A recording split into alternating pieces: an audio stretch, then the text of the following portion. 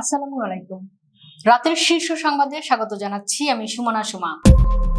ইসলামী ব্যাংকের শেয়ার জালিয়াতি, চুপ্পুর বিরুদ্ধে দুদককে তদন্তের নির্দেশ আদালতের। দল গোছাতে রংপুর বিভাগের নেতাদের সঙ্গে তারেক রহমানের বৈঠক। 621 কারিগরি প্রতিষ্ঠানে ভর্তি বন্ধ, বাতিল হতে পারে অনুমোদন।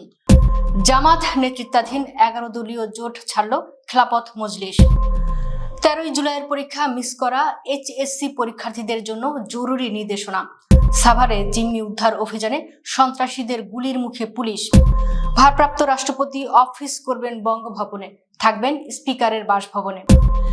ভিডিও বার্তায় এমপির চোখ উপড়ে ফেলার হুমকি, সামাজিক মাধ্যমে ভাইরাল।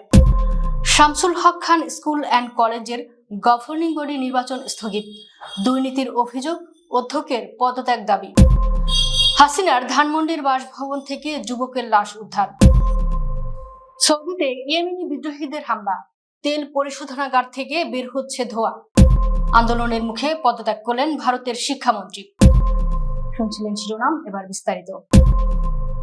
ইসলামী ব্যাংকের শেয়ার জালিয়াতিতে জড়িত ছিলেন সদ্য বিদায়ী রাষ্ট্রপতি মোহাম্মদ শাহাবুদ্দিন চুপ্পু ও তার company JMC builders. JMC builders বিতর্কিত ব্যবসায়ী ও হাসিনার আমলের অর্থ পাচারের অলিগার্ক এস আলমের মালিকানাধীন কোম্পানি হলেও শেয়ারের অধিকারী ছিলেন শাহাবুদ্দিন চুপ্পু। এ বিষয়ে হাইকোর্টে প্রতিবেদন দাখিল করেছে কেন্দ্রীয় ব্যাংকের বাংলাদেশ ফাইন্যান্সিয়াল ইন্টেলিজেন্স ইউনিট।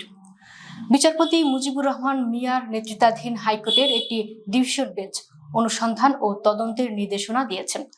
শনিবার হাইকোর্টের সংশ্লিষ্ট সূত্র এ তথ্য জানিয়েছেন।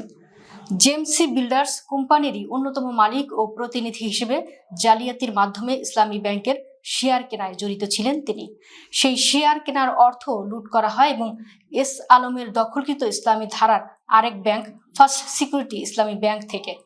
এ ভুয়া কোম্পানি জেএমসি বিল্ডার্সের প্রতিনিধি হিসেবে শাহাবুদ্দিন চুপ্পু ইসলামী ব্যাংকের পরিচালক ও পরে ভাইস চেয়ারম্যান সহ গুরুত্বপূর্ণ দায়িত্ব পালন করেন। সেই সময় ব্যাংকটি থেকে লুটপাট করা হয় বিপুল অর্থ। বিএফআইইউর তদন্তে এসব তথ্য উঠে আসে এবং শাহাবুদ্দিন চুপ্পু সহ কোম্পানির অন্যদেরও অভিযুক্ত করা হয়। এ প্রতিবেদনের ভিত্তিতেই পুরো বিষয়টি তদন্ত ও দায়ীদের বিরুদ্ধে আইনানুগ ব্যবস্থা নিতে হাইকোর্ট দুদকে নির্দেশ দিয়েছেন। তৃণমূল পর্যায়ে বাংলাদেশ জাতীয়তাবাদী দলকে আরো সুসংগঠিত ও শক্তিশালী করার লক্ষ্যে রংপুর বিভাগের বিভিন্ন জেলার শীর্ষ নেতাদের সঙ্গে সাংগঠনিক মতবিনিময় সভা শুরু হয়েছে। শনিবার বিকেলে রাজধানীর গুলশানে বিএনপি চেয়ারপারসনের রাজনৈতিক কার্যালয়ে অনুষ্ঠিত এ সভায় সভাপতিত্ব করছেন দলের চেয়ারম্যান তারেক রহমান। সভায় রংপুর বিভাগের নীলফামারী, কুড়িগ্রাম, গাইবান্ধা ও লালমনিরহাট জেলা এবং মহানগর বিএনপির সভাপতি, সাধারণ সম্পাদক সহ শীর্ষ নেতারা অংশ নেন। দেশের 621টি কারিগরি শিক্ষা প্রতিষ্ঠানে নতুন শিক্ষার্থী ভর্তি কার্যক্রম বন্ধের নির্দেশ দিয়েছে বাংলাদেশ কারিগরি শিক্ষা বোর্ড। একই সঙ্গে এসব প্রতিষ্ঠানের পাঠদানের অনুমোদন কেন বাতিল বা প্রত্যাহার করা হবে না সে বিষয়ে 7 কর্মদিবসের মধ্যে লিখিত ব্যাখ্যা দিতে বলা হয়েছে। গত বৃহস্পতিবার বাংলাদেশ কারিগরি শিক্ষা বোর্ড এ বিষয়ে একটি অফিস আদেশ জারি করে। এতে এসএসসি শিক্ষাক্রমের 443টি এবং দাখিল শিক্ষাক্রমের 178টি প্রতিষ্ঠানকে অন্তর্ভুক্ত করা হয়েছে। বোর্ড জানিয়েছে, দীর্ঘদিন ধরে এসব প্রতিষ্ঠানে শিক্ষার্থী ভর্তি না হওয়ায় 2026-27 শিক্ষাবর্ষ থেকে ভর্তি কার্যক্রম স্থগিতের সিদ্ধান্ত নেওয়া হয়েছে।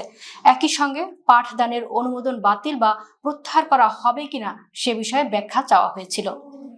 বাংলাদেশ জামাতে ইসলামীর নেতৃত্বাধীন 11 দলীয় ঐক্য ছাড়ল খেলাফত মজলিস। শনিবার দুপুরে দলটির কেন্দ্রীয় মজলিসের শুরায় বৈঠক থেকে এর সিদ্ধান্ত জানানো হয়। রাজধানীর পুরানা পল্টনে মজলিস কার্যালয়ে এ বৈঠক অনুষ্ঠিত হয়।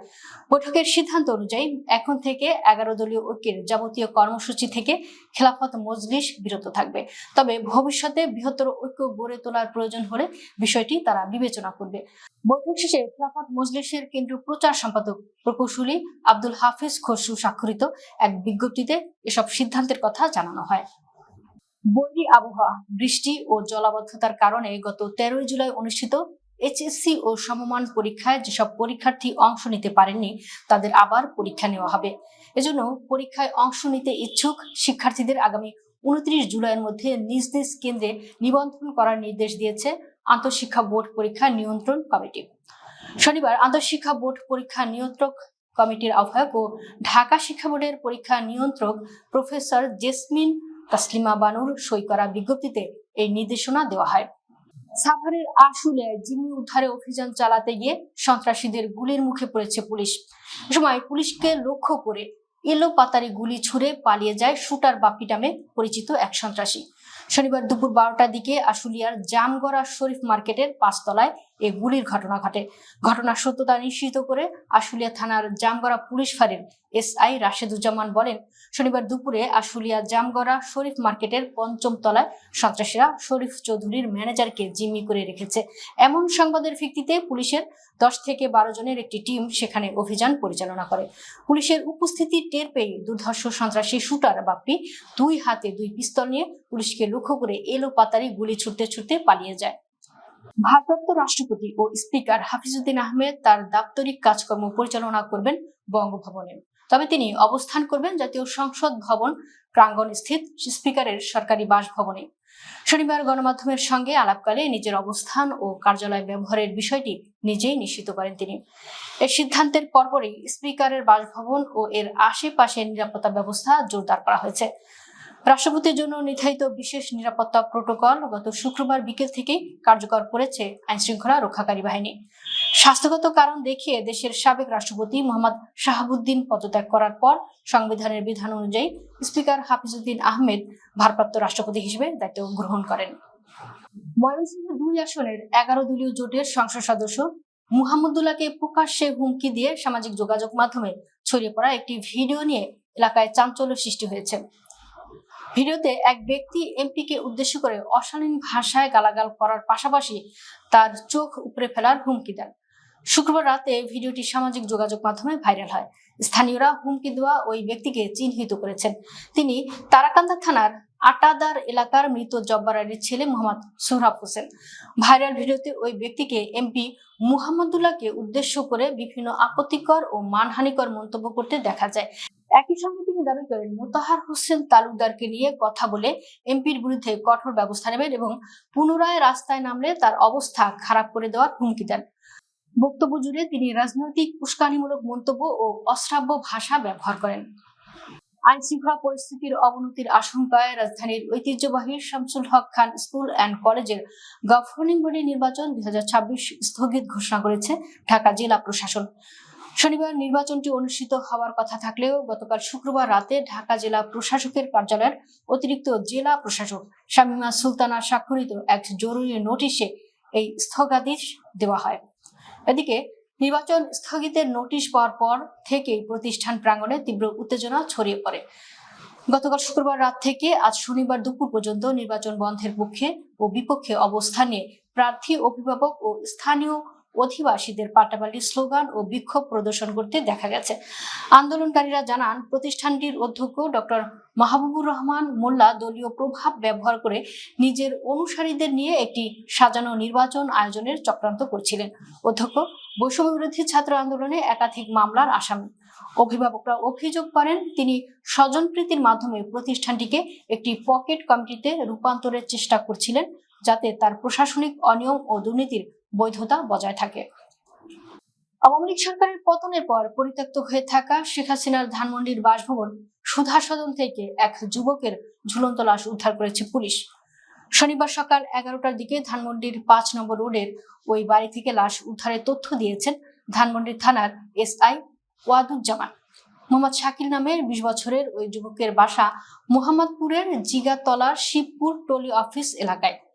এসআই ওয়াদুজ্জামান বলেন, আমরা স্থানীয়দের মাধ্যমে জানতে পারি সুধা সদনের একটি পরিত্যক্ত কক্ষে অজ্ঞাত এক যুবক গলায় ফাঁস লাগানো অবস্থায় ঝুলে আছে।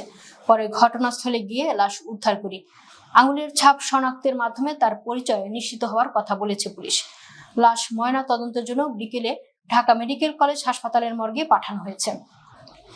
সৌদি আরবের হামলার জেরে সৌদির জিজান ও ইয়ানবুতে তেল পরিশোধনাগার লক্ষ্য করে হামলা চালিয়েছে ইয়েমেনের হুতি বিদ্রোহীরা।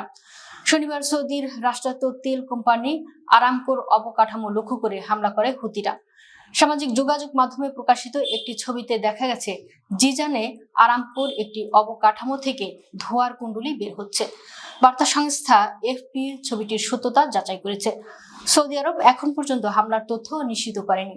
তবে এর আগে সৌদির সরকার সাধারণ মানুষের প্রতি সতর্কতা জারি করে বলেছিল জিজান ও ইয়ানবুতে যেন সবাই সতর্ক থাকেন। অবশেষে পদত্যাগ করেছেন ভারতের কেন্দ্রীয় শিক্ষামন্ত্রী ধর্মেন্দ্র প্রধান। শনিবার প্রধানমন্ত্রী নরেন্দ্র মোদীর কাছে নিজের পদত্যাগপত্র পাঠিয়েছেন তিনি। সামাজিক যোগাযোগ মাধ্যম এক্সে এক পোস্টে তিনি এই সিদ্ধান্তের কথা জানান। কেন্দ্র সরকারের সঙ্গে আন্দোলনরত ককরোচ জনতা পার্টির তৃতীয় দফার বৈঠক শুরুর কয়েক ঘন্টা আগেই তিনি পদত্যাগপত্রের ঘোষণা দেন। দিল্লির যন্তর মন্তরে গত 1 মাসেরও বেশি সময় অবস্থানরত বিক্ষোভকারীদের অন্যতম প্রধান দাবি শিক্ষামন্ত্রী ধর্মেন্দ্র প্রধানের পদত্যাগ। তবে তার পদত্যাগপত্র প্রধানমন্ত্রী গ্রহণ করেছেন কিনা কিংবা তার স্থলাভিষিক্ত হিসেবে কাকে নিয়োগ দেওয়া হবে এ বিষয়ে তাৎক্ষণিকভাবে কোনো আনুষ্ঠানিক ঘোষণা দেওয়া হয়নি। দর্শক, ভিডিওটি শেষ পর্যন্ত দেখার জন্য আপনাকে অসংখ্য ধন্যবাদ। নিত্য নতুন ভিডিও পেতে আমাদের ইউটিউব চ্যানেলটি সাবস্ক্রাইব করুন এবং নিয়মিত নোটিফিকেশন পেতে বেল বাটনটি ক্লিক করুন। আমাদের ফেসবুক পেজটি ফলো করুন। এছাড়াও আমাদের ভিডিও লাইক, কমেন্ট ও শেয়ার করুন। আল্লাহ হাফেজ।